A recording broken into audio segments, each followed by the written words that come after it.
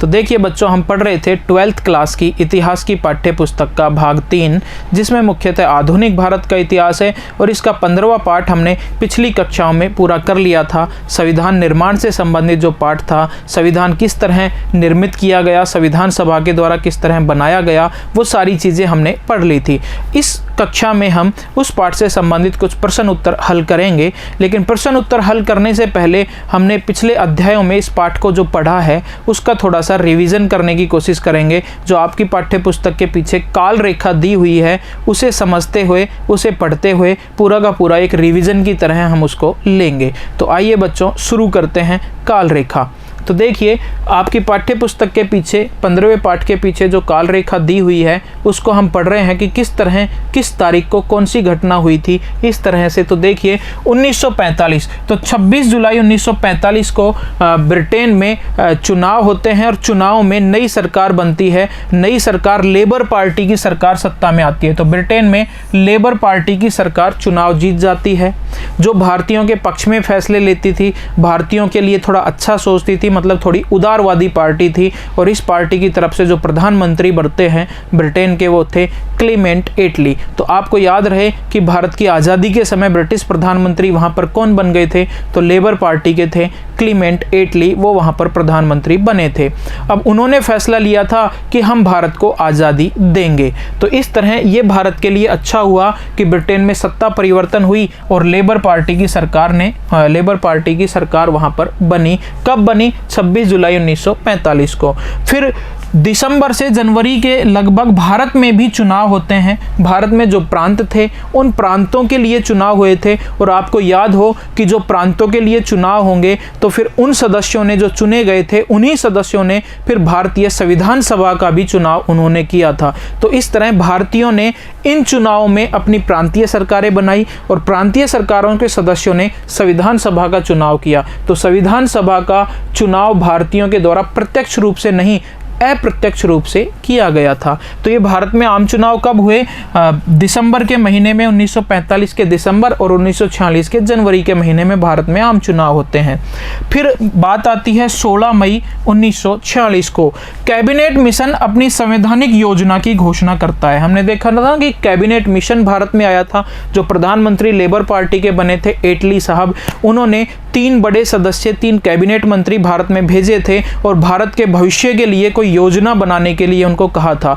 वो आते हैं और सभी नेताओं से बात करते हैं, कैबिनेट मिशन के सदस्य, लेकिन किसी आम सहमति पर वो पहुंच नहीं पाते। लेकिन इतना जरूर वो कहते हैं कि अब भारत के लिए एक संविधान बनाया जाएगा और वो संविधान खुद भारतीय लोग बनाएंगे, और उस संविधान के निर्माण के लिए एक संविधान सभा का गठन होगा जिसमें 389 सदस्य होंगे। तो इसी कैबिनेट मिशन योजना ने संविधान सभा की सदस्य संख्या भी निश्चित कर दी थी, 389, और इस तरह भारत में संविधान सभा का गठन किस योजना के अनुसार हुआ? Cabinet mission. तो इस योजना की घोषणा कब हुई थी? 16 मई को। फिर बात है 16 जून 1946 में ही। 16 जून को क्या हुआ? तो मुस्लिम लीग कैबिनेट मिशन की संवैधानिक योजना पर स्वीकृति दे दी है। तो पहले तो मुस्लिम लीग ने मना कर दिया था कि हम कैबिनेट मिशन योजना को स्वीकार नहीं करेंगे, लेकिन बाद में स्वीकार कर लिया था। तो मना क्यों किया था? क्योंकि कैबिनेट मिशन में कहा गया था कि भारत देश का विभाजन नहीं किया जाएगा, अलग से देश नहीं बनाया जाएगा। तो इस बात को तो अस्वीकार कर दिया था मुस्लिम लीग ने कि हमें अलग देश चाहिए। लेकिन फिर मुस्लिम लीग ने कहा था कि संविधान सभा वाली बात जो कही, तो इसलिए फिर उन चीज़ों को स्वीकार कर लिया था जो संवैधानिक बात कही गई थी, उन पे अपनी स्वीकृति दे दी थी मुस्लिम लीग ने भी और कांग्रेस ने भी, और इस तरह भारत में संविधान सभा का गठन हुआ था। आगे बात करें 16 जून, तो 1946 को ही, 1946 की ही 16 जून को क्या होता है?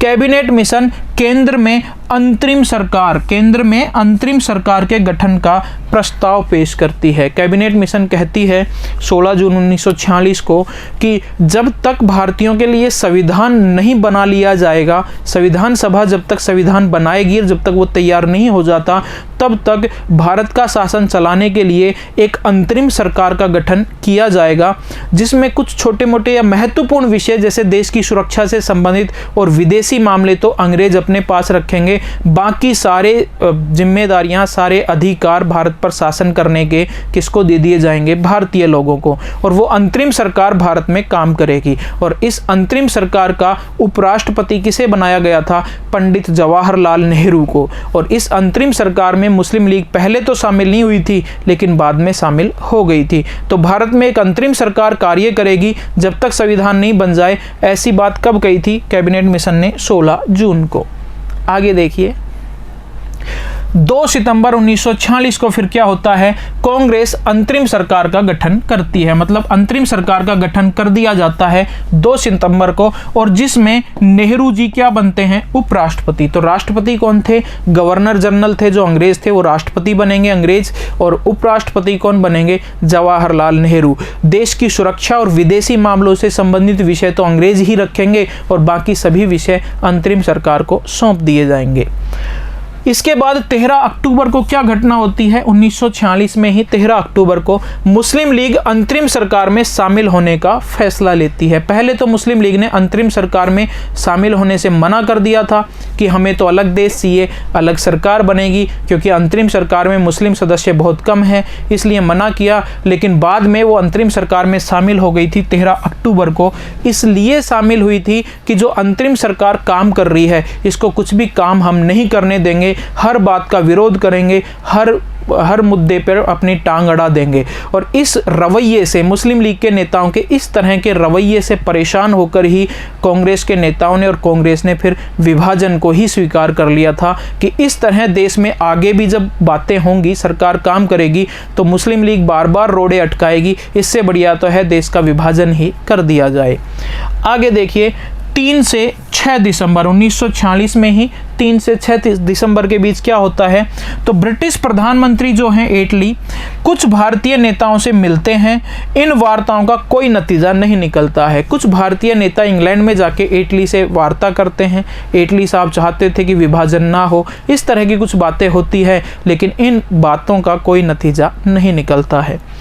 फिर बात है 9 दिसंबर। तो 1946 9 दिसंबर बहुत इंपॉर्टेंट है, ध्यान रखना। संविधान सभा के अधिवेशन शुरू होते हैं। तो संविधान सभा का पहला अधिवेशन कब होता है? 9 दिसंबर 1946 को। तो बच्चों आपको याद है कि संविधान सभा का पहला अधिवेशन जब हुआ, पहली बैठक जब हुई, उसमें अस्थायी अध्यक्ष किसको बनाया गया था? सच्चिदानंद सिन्हा को। और अगले दिन, मतलब एक दिन छोड़ के, मतलब 11 दिसंबर को जब दूसरी बैठक होती है संविधान सभा की, उस बैठक में स्थायी अध्यक्ष के रूप में किसको चुना जाता है? डॉक्टर राजेंद्र प्रसाद को। आगे देखिए, 29 जनवरी 1947 आ जाता है और 1947 की 29 जनवरी को क्या होता है? मुस्लिम लीग संविधान सभा को भंग करने की मांग करती है, क्योंकि मुस्लिम लीग को लगता है कि 389 सदस्यों की जो संविधान सभा है, इसमें से 82% सदस्य, मतलब 213 सदस्य तो कांग्रेस के ही हैं। तो मुसलमानों के अधिकारों की रक्षा नहीं हो पाएगी, क्योंकि मुस्लिम सदस्य कम हैं, इसलिए वो इसको भंग करने की मांग करती है और संविधान सभा के बैठकों का भी बहिष्कार करती है। 16 जुलाई को क्या होता है? 1947 में अंतरिम सरकार की आखिरी बैठक होती है यहाँ पर। उसके बाद है 11 अगस्त को क्या होता है? जिन्ना को पाकिस्तान की संविधान सभा का अध्यक्ष निर्वाचित किया जाता है। मतलब पाकिस्तान एक अलग देश बनाने की बात कह दी जाती है और पाकिस्तान में भी संविधान सभा का गठन किया जाएगा, और उस संविधान सभा, पाकिस्तान के लिए जो संविधान बनाएगी, उस संविधान सभा का अध्यक्ष कौन बना? मोहम्मद अली जिन्ना। 11 अगस्त को यह फैसला लिया गया। उसके बाद 1947 के 14 अगस्त को पाकिस्तान की स्वतंत्रता हो जाती है। पाकिस्तान को एक आज़ाद देश घोषित कर दिया जाता है और पाकिस्तान का एक शहर है कराची, वहां पर जश्न मनाया जाता है। उसके बाद बात आती है 14 और 15 अगस्त की मध्य रात्रि को भारत में भी फिर स्वतंत्रता का जश्न होता है, लेकिन बहुत सारे लोग इस समय मतलब जूझ रहे थे, दंगों से परेशान थे, मारकाट मची हुई थी, उन्होंने अपनों को खो दिया था, इसलिए मातम का माहौल था बहुत सारे देश के, बहुत बड़े हिस्से में भारत देश के। तो वहाँ पर स्वतंत्रता का जश्न नहीं था। खुद गांधी जी भी किसी भी स्वतंत्रता के जश्न में शामिल नहीं हुए थे, क्योंकि उनका देश विभाजित था और बहुत ज़्यादा दंगे हो रहे थे, और इसलिए उन्होंने तो कलकत्ता में 24 घंटे का उपवास और रखा हुआ था। आगे बात करें कि दिसंबर 1949 में जाकर संविधान पर हस्ताक्षर कर दिए जाते हैं।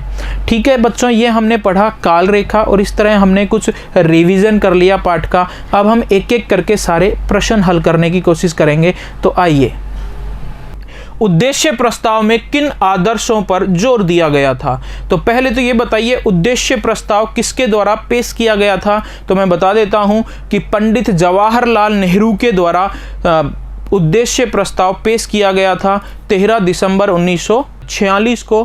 कहाँ पेश किया गया था? संविधान सभा में पेश किया गया था। उद्देश्य प्रस्ताव का उद्देश्य ये था कि जो संविधान सभा संविधान बनाएगी उसके क्या उद्देश्य होंगे, ये सब किसमें निहित थे? उद्देश्य प्रस्ताव में ये सब निहित थे। ठीक है बच्चों, तो आपको याद रहना चाहिए कि 13 दिसंबर 1946 को जवाहरलाल नेहरू ने संविधान सभा में एक उद्देश्य प्रस्ताव पेश किया था।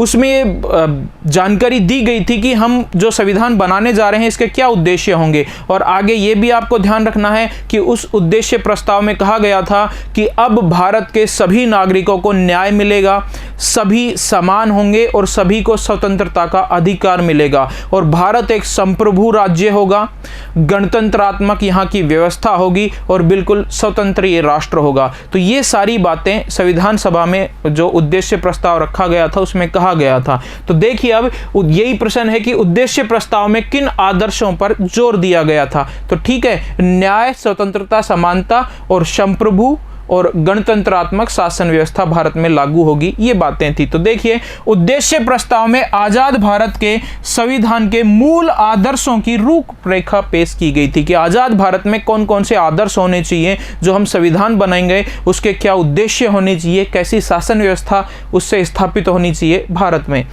इस प्रस्ताव के माध्यम से उस फ्रेमवर्क को प्रस्तुत किया गया था जिसके अनुसार संविधान निर्माण के कार्य को आगे बढ़ाना था। आगे लिखा है कि यह उद्देश्य प्रस्ताव 13 दिसंबर 1946 को जवाहरलाल नेहरू ने संविधान सभा के सामने प्रस्तुत किया। इस प्रस्ताव में ध्यान देना अगली लाइन पे कि इस प्रस्ताव में भारत को एक स्वतंत्र संप्रभु गणराज्य घोषित किया गया था। तो ध्यान रखना, स्वतंत्र रहेगा भारत, संप्रभु मतलब आंतरिक और बाह्य रूप से किसी के नियंत्रण में नहीं रहेगा, विदेश नीति अपनी खुद तय करेगा, पूरी तरह से भारत स्वतंत्र है, किसी के अधीन नहीं है, ये इसे कहते हैं संप्रभु होना। और गणराज्य क्यों कहेंगे? क्योंकि भारत का जो संवैधानिक प्रमुख होगा, देश का जो प्रमुख होगा, राष्ट्रपति जो होता है वो जनता के द्वारा चुना जाता है, वो वंशानुगत नहीं होता, परमानेंट नहीं होता। अपने राज्य प्रमुख या राष्ट्र प्रमुख को भी जनता खुद चुनती है, इसलिए भारत कैसा है? गणतंत्रात्मक है या गणराज्य है। तो ध्यान देना, उद्देश्य प्रस्ताव 13 दिसंबर 1946 को जवाहरलाल नेहरू ने प्रस्तुत किया है संविधान सभा में। इसमें क्या है? इसमें संविधान के आदर्श हैं, देश में कैसी शासन व्यवस्था होगो, ये फ्रेमवर्क तैयार किया गया था और इस प्रस्ताव में भारत को स्वतंत्र, संप्रभु और गणराज्य घोषित किया गया था। नागरिकों को न्याय, समानता और स्वतंत्रता का आश्वासन दिया गया था कि सभी नागरिकों को न्याय मिलेगा, समानता और स्वतंत्रता के अधिकार होंगे। और यह वचन दिया गया था कि अल्पसंख्यकों, पिछड़े एवं जनजाति क्षेत्रों और दमित व अन्य पिछड़े वर्गों के लिए पर्याप्त रक्षात्मक प्रबंध किए जाएंगे। और ये रक्षात्मक प्रबंध आरक्षण के रूप में किए गए थे पिछड़े और दमित लोगों के लिए। तो ये सब उद्देश्य प्रस्ताव में शामिल आदर्श थे।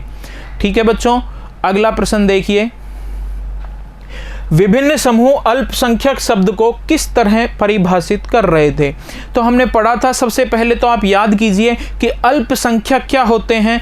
अल्प मतलब कम और संख्यक मतलब संख्या, जो संख्या में कम हो, देश में जो संख्या में कम हो। तो संख्या में ज़्यादा तो है हिंदू, मुसलमान हिंदुओं के मुकाबले कम है, तो मुसलमान कैसे हो गए? अल्पसंख्यक। इसके अलावा सिख हैं, जैन हैं, बौद्ध हैं, ये सभी भारत में अल्पसंख्यक समुदाय हैं। अब अल्पसंख्यक को किस तरह अलग अलग लोग परिभाषित कर रहे थे संविधान सभा के सामने? बहुत सारे लोग तो जो मुस्लिम सदस्य थे संविधान सभा में, वो तो क्या कह रहे थे? वो कह रहे थे कि मुसलमान भारत में अल्पसंख्यक हैं, इसलिए उनके अधिकारों की रक्षा के लिए कुछ अलग से प्रबंध किए जाने चाहिए। दूसरी तरफ जो दलित नेता थे अनुसूचित जाति जिसे हम कह दें, दमित या दलित वर्ग के जो नेता थे वो कह रहे थे, क्योंकि दलित वर्ग है, इन्होंने वर्षों से, हजारों सालों से शोषण सहा है। समाज ने इनसे कार्य तो करवाया लेकिन इनके साथ समानता का व्यवहार नहीं किया, इनके साथ मेल जोल से वो कतराते हैं, दूर भागते हैं। ठीक है, इसलिए असली अल्पसंख्यक तो पिछड़े वर्ग हैं। आदिवासी नेताओं ने आदिवासियों को अल्पसंख्यक बताने की कोशिश की, उनको परिभाषित किया कि हम अल्पसंख्यक हैं। तो इस तरह से अलग अलग समुदाय और अलग अलग वर्ग के नेताओं ने अपने वर्ग को अल्पसंख्यक परिभाषित करने की कोशिश की संविधान सभा के सामने। ये पूरे पाठ जब हमने पढ़ा था तो उसके बारे में पूरे से अच्छे से समझा था। अब देखिए फिर से एक बार प्रश्न पढ़ते हैं कि विभिन्न समूह अल्पसंख्यक शब्द को किस तरह परिभाषित कर रहे थे। तो विभिन्न समूह अल्पसंख्यक शब्द को निम्न तरह से परिभाषित कर रहे थे। कुछ लोग मुसलमानों को अल्पसंख्यक कह रहे थे। अब उनका तर्क क्या था? तो उनका तर्क था कि मुसलमानों के धर्म, रीति रिवाज आदि हिंदुओं से बिल्कुल अलग है और वे संख्या में हिंदुओं से कम है, इसलिए अल्पसंख्यक कौन होने चाहिए? मुसलमान, ऐसा मुस्लिम नेता कह रहे थे। दूसरे समुदाय क्या कह रहे थे? कुछ लोग दलित वर्ग को, जो दलित वर्ग का प्रतिनिधित्व कर रहे थे नेता, वो क्या कह रहे हैं? कुछ लोग दलित वर्ग के लोगों को हिंदुओं से अलग करके देख रहे थे और वो उनके लिए अधिक स्थानों का आरक्षण चाहते थे। उन्होंने कहा कि असली अल्पसंख्यक तो दलित हैं, जिन्होंने वर्षों से शोषण यहाँ पे सहा है, इसलिए उनके लिए अलग से कुछ प्रावधान होने चाहिए और उनके लिए आरक्षण की मांग की थी। आगे फिर है अतः कुछ लोग दलितों को अल्पसंख्यक के रूप में परिभाषित कर रहे थे।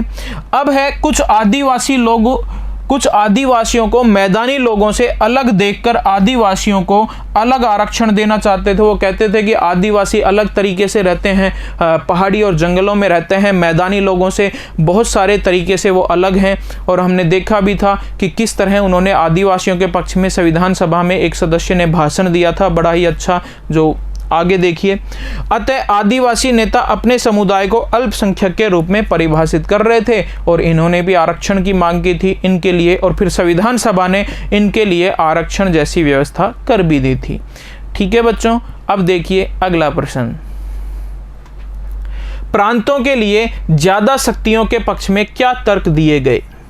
हमने देखा था कि संविधान सभा में जब चर्चा चल रही थी कि भारत में कैसी शासन व्यवस्था स्थापित होनी चाहिए, तो हमने जब पाठ पढ़ा था तो बात की थी कि संविधान निर्माताओं के समय दो प्रकार की शासन व्यवस्था थी, एक एकात्मक थी और एक संघात्मक थी। तो उन्होंने एकात्मक और संघात्मक के बीच का रास्ता निकाला, जिसमें राज्य भी होंगे, संघीय सरकार भी होगी, लेकिन केंद्र सरकार ज़्यादा मजबूत होगी, क्योंकि देश में जिस तरह का माहौल उस समय था, देश का विभाजन हो गया था, सड़कों पर दंगे हो रहे थे, खून खराबा हो रहा था, कानून व्यवस्था को संभालने के लिए मजबूत सरकार थी नहीं। तो संविधान निर्माताओं ने तर्क दिए थे, खुद जवाहरलाल नेहरू ने कहा था कि ऐसी परिस्थितियों को संभालने के लिए देश में एक मजबूत सरकार का होना जरूरी है। अतः केंद्र सरकार के पास ज्यादा ताकतें होनी चाहिए ताकि वो ऐसी विपरीत परिस्थितियों को संभाल सके और विश्व पटल पर दूसरे देशों के सामने अपने पक्ष को मजबूती से रख सके। कई सारे संविधान सभा के सदस्यों ने इस बात पर जोर दिया था कि केंद्र सरकार मजबूत होनी चाहिए। खुद अंबेडकर ने भी कहा था कि केंद्र सरकार मजबूत होनी चाहिए। लेकिन बहुत सारे सदस्य ऐसे भी थे जो कह रहे थे कि प्रांतीय सरकारों को भी कुछ अधिकार होने चाहिए। तो संविधान सभा ने कुछ ऐसा कर दिया था कि 3 अनुसूचियां बना दी थी, केंद्रीय सूची जिसे संघ सूची भी कह सकते हैं, राज्य सूची और समवर्ती सूची। केंद्रीय सूची केंद्र सरकार के अधीन आएगी, राज्य सूची राज्य सरकार कानून बनाएगी, समवर्ती सूची पे दोनों बना सकती हैं। तो केंद्र सूची में ज्यादा विषय रख दिए गए थे, केंद्र मजबूत था और उसके विरोध में भाषण देते हुए के संथानम ने कहा था कि मैं ऐसा संविधान नहीं चाहता जिसमें राज्य सरकारों को केंद्र सरकार के पास जाके कहना पड़े कि मैं अपने लोगों के लिए शिक्षा की व्यवस्था नहीं कर सकता क्योंकि मेरे पास पैसा नहीं है, मैं अपने लोगों के लिए स्वास्थ्य की व्यवस्था नहीं कर सकता, सड़कें नहीं बनवा सकता, अच्छे उद्योग नहीं खोल सकता। अगर केंद्र सरकार मुझे पैसे दे तो ही मैं करूँगा। तो मैं नहीं चाहता कि राज्य सरकार खैरात के रूप में बार बार केंद्र सरकार से पैसे मांगे। और अगर ऐसा हुआ कि केंद्र को ज़्यादा मजबूत बनाया गया, राज्य सरकारों को अधिकार नहीं दिए गए, तो केंद्र बिखर जाएगा और राज्य विद्रोह कर देंगे। ऐसा किसने कहा था? संविधान सभा में के संथानम ने। तो ये सारी चीज़ें हमने पढ़ी थी जो मैंने आपको याद दिलाने की यहाँ कोशिश की है। अब देखते हैं कि आप अच्छे से इसका उत्तर कैसे लिख सकते हैं। तो केंद्र सरकार एवं राज्य सरकारों अर्थात प्रांतों के अधिकारों के प्रश्न पर भी संविधान सभा में पर्याप्त बहस हुई थी। हमने देखा था कि हर मुद्दे पे बहस होती थी और फिर बहस के बाद सब अपना अपना विचार रखते थे और उसके बाद एक सर्वसम्मति के मुद्दे पर पहुंचा जाता था। तो संविधान सभा के कुछ सदस्य शक्तिशाली केंद्र के समर्थक थे, जबकि कुछ अन्य सदस्य प्रांतों के लिए अधिक शक्तियों के पक्ष में थे। ऐसे सदस्यों द्वारा प्रांतों को अधिक शक्तियां दिए जाने के पक्ष में अनेक महत्वपूर्ण तर्क दिए गए थे। क्या तर्क है? पहले तो ये समझो कि संविधान सभा ने क्या व्यवस्था बनाई थी और उसके विपक्ष में उन्होंने क्या तर्क दिए थे। तो संविधान सभा में जो प्रारूप पेश किया अम्बेडकर जी ने, उसमें केंद्र को ज़्यादा मजबूत दिखाया गया था और इस तरह सभी विषयों को 3 सूचियों में बांटा गया था। तो देखिए, संविधान के मसवीदे में विषयों को 3 सूचियों में बांटा गया था। पहली है केंद्रीय सूची या संघ सूची, दूसरी है राज्य सूची, तीसरी है समवर्ती सूची। आपको याद है ना, इन विषयों पर कानून केंद्र सरकार बनाएगी, इन विषयों पर राज्य सरकार बनाएगी और इन विषयों पर दोनों बना सकते हैं। लेकिन अगर दोनों के कानूनों में विवाद है तो इस विषय पर बनाया गया कानून भी किसका मान्य होगा? केंद्र सरकार। तो एक तरह से इस सूची पर और इस सूची पर जो विषय हैं उन पर कानून बनाएगी कौन? केंद्र सरकार। और कम महत्वपूर्ण विषय राज्यों को दिए गए थे। तो मजबूत कौन बना दिया गया? केंद्र। और राज्य निर्बल बना दिए गए थे। देखिए आगे, केंद्रीय सूची के विषय केवल केंद्र सरकार, राज्य सूची के विषय केवल राज्य सरकारों के अधीन होते थे। समवर्ती सूची के विषय केंद्र और राज्य दोनों की संयुक्त जिम्मेदारी होती थी, दोनों ही सरकारें उन पे कानून बना सकती थी। लेकिन विवाद हुआ तो किसका कानून मान्य होता था? केंद्र सरकार का। अब इसके विरोध में भाषण देते हुए क्या बात हुई? उल्लेखनीय है कि केंद्रीय सूची में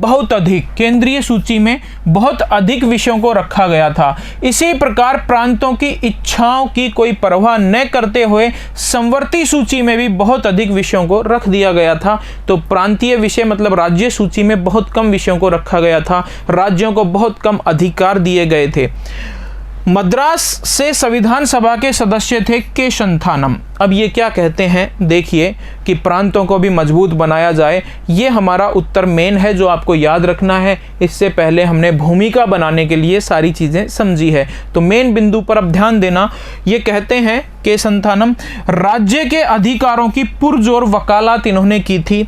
उनका तर्क था कि आवश्यकता से अधिक जिम्मेदारियां होने पर केंद्र प्रभावशाली रूप से कार्य करने में समर्थ नहीं हो पाएगा। के संथानम साहब कह रहे हैं कि आपने केंद्र सरकार को बहुत सारे अधिकार दे दिए और इतने अधिकार केंद्र सरकार को दे दिए हैं कि वो इतने कार्य मजबूती से नहीं कर पाएगा, अच्छे से नहीं कर पाएगा। तो उनमें से कुछ अधिकार राज्यों को भी देने चाहिए ताकि केंद्र मजबूत बन सके, वो कम कार्यों को अच्छे से कर पाएगा। तो राज्यों को शक्ति देने की वकालत किसने की थी? के संथानम ने। केंद्र के कुछ दायित्वों में कमी करके उन्हें राज्य सरकारों को सौंप देने से अधिक शक्तिशाली केंद्र का निर्माण किया जा सकता है। फिर आगे जारी रखते हैं, संथानम साहब और तर्क देते हैं। संथानम का तर्क था कि शक्तियों का विद्यमान वितरण विशेष रूप से राजकोषीय प्रावधान प्रांतों को पंगु बनाने वाले थे।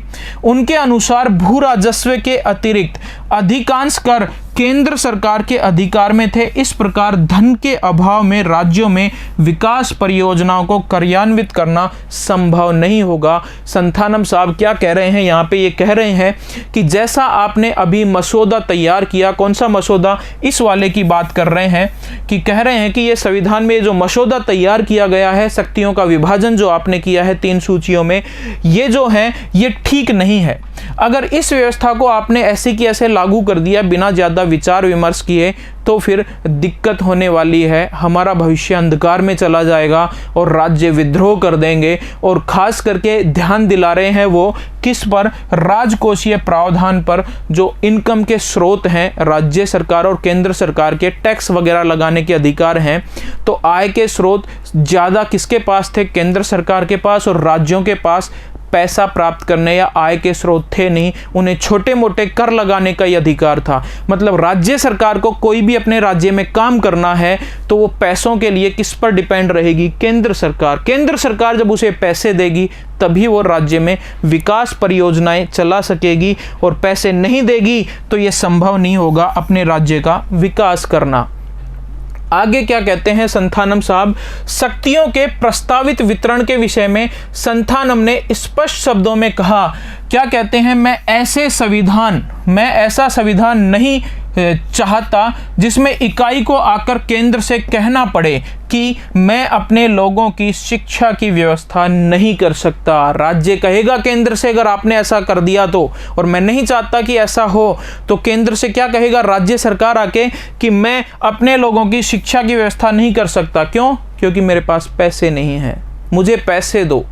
फिर कहेगा कि उन्हें साफ सफाई भी मैं नहीं दे सकता, अच्छी सड़कें नहीं बना सकता, अच्छी नालियां नहीं बना सकता, क्योंकि मेरे पास पैसे नहीं हैं। फिर वो केंद्र के पास जाएगा तो बार बार खैरात मांगने जाएगा, और केंद्र पैसे नहीं देगा तो वो कुछ कार्य कर नहीं पाएगा। मुझे सड़कों में सुधार और उद्योगों की स्थापना के लिए खैरात दे दीजिए। राज्य ऐसा कहें बार बार, ऐसी सरकार, ऐसा संविधान मैं नहीं चाहता। ऐसा कौन कह रहे हैं? संथानम साहब कह रहे हैं। के संथानम का तर्क था कि केंद्रीय नियंत्रण में बहुत अधिक विषयों को रखे जाने के परिणाम अत्यधिक हानिकारक होंगे। इसके परिणाम स्वरूप कुछ ही वर्षों में सारे प्रांत केंद्र के विरुद्ध विद्रोह पर उतारू हो जाएंगे, और प्रांतों के अन्य सदस्य भी चाहते थे कि प्रांतों को अधिक शक्तियां प्रदान की जाए। संविधान सभा में और भी ऐसे सदस्य थे जो प्रांतों की वकालत करते थे, प्रांतों के अधिकारों की वकालत करते थे, और वो चाहते थे कि प्रांतों को और अधिकार दिए जाए, प्रांतीय सरकारों को भी मजबूत किया जाए। ठीक है बच्चों, देखिए अगला प्रश्न। महात्मा गांधी को ऐसा क्यों लगता था कि हिंदुस्तानी राष्ट्रीय भाषा होनी चाहिए? तो हमने पिछली कक्षाओं में पढ़ा था, जब इस पाठ को हम पढ़ रहे थे उस समय, कि राष्ट्रभाषा भारत की क्या हो, इस मुद्दे पर भी संविधान सभा में गर्मा गर्म बहस हुई, और तीखी नोक झोंक भी होती थी, आमने सामने हो जाते थे, झगड़े तक की नौबत आ जाती थी, क्योंकि भारत में बहुत सारी विविधता है, बहुत सारे अलग अलग तरह के लोग रहते हैं, बहुत बड़ा देश है भारत, तो अलग अलग क्षेत्रों में अलग अलग भाषाएं बोलते हैं। दक्षिण भारत के लोग उत्तर भारत के लोगों की भाषा नहीं समझते, उत्तर वाले लोग दक्षिण वालों की भाषा नहीं समझते। हिंदी जो भाषा है हमारी, वो उत्तर भारत के कुछ क्षेत्र में बोली जाती है, दक्षिण भारत के लोग हिंदी अच्छे से नहीं समझते हैं। इसलिए जब हिंदी को राष्ट्रभाषा बनाने का प्रस्ताव कुछ सदस्यों के द्वारा रखा गया, उसका बहुत सारे सदस्यों ने जबरदस्त विरोध किया था। तो गांधी जी ने पहले ही अपने एक समाचार पत्र हरिजन में लिखा था कि भारत की राष्ट्रभाषा क्या हो, तो उन्होंने कहा था कि भारत की राष्ट्रभाषा होनी चाहिए हिंदुस्तानी। ये जो हिंदुस्तानी है ये क्या है? ये ना हिंदी है ना उर्दू है। हिंदुस्तानी हिंदी और उर्दू के मिलन से एक नई भाषा बनी थी। इसमें बहुत सारे शब्द उर्दू के भी होते थे, बहुत सारे शब्द हिंदी के भी होते थे, और इसमें कुछ शब्द क्षेत्रीय भाषाओं से भी शामिल हो जाते थे। तो इस तरह भारत में एक साझा संस्कृति के रूप में नई भाषा बन गई थी हिंदुस्तानी। उसी को भारत की राष्ट्रभाषा बनाना चाहिए, ऐसा गांधी जी मानते थे, क्योंकि उससे मुसलमान और हिंदू आपस में जुड़ पाएंगे, और उत्तर और दक्षिण भारत के लोग भी आपस में जुड़ पाएंगे। तो देखिए अब इसको समझते हैं अच्छे से।